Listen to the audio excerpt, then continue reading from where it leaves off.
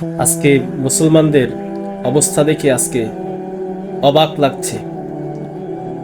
বিশ্বের মুসলমান মানচিত্রে আজকে ফিলিস্তিন উঠে যাচ্ছে, অথচ তারই পাশে অনেক রাষ্ট্র অবস্থান করতেছে, মুসলিমরা অবস্থান করতেছে। তারা আজকে ঈদ উৎসব নিয়ে ব্যস্ত।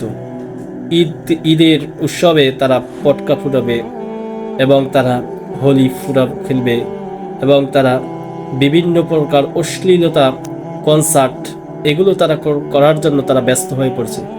অথচ মুসলমানদের রাষ্ট্র ফিলিস্তিন, তাদের রক্ত দিয়ে যে তারা ইসরায়েল ইহুদির গোষ্ঠী তারা সিনেমিনি খেলছে এবং তারা উৎসব করছে, এটা তাদের চোখে পড়ে নাই।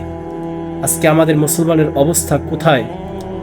আজকে যদি আপনার ভাইকে যদি মারা হয়, তাহলে অবশ্যই আপনি কিন্তু তার বিরুদ্ধে ঝাঁপিয়ে পড়েন। আপনার বাবাকে যদি আঘাত করা হয়, তা অবশ্যই তার বিরুদ্ধে আপনি ঝাঁপিয়ে পড়বেন। কিন্তু আজকে আপনার মুসলিম ভাই, তাকে আক্রমণ করা হচ্ছে, আপনার কোনো ভূমিকা নেই।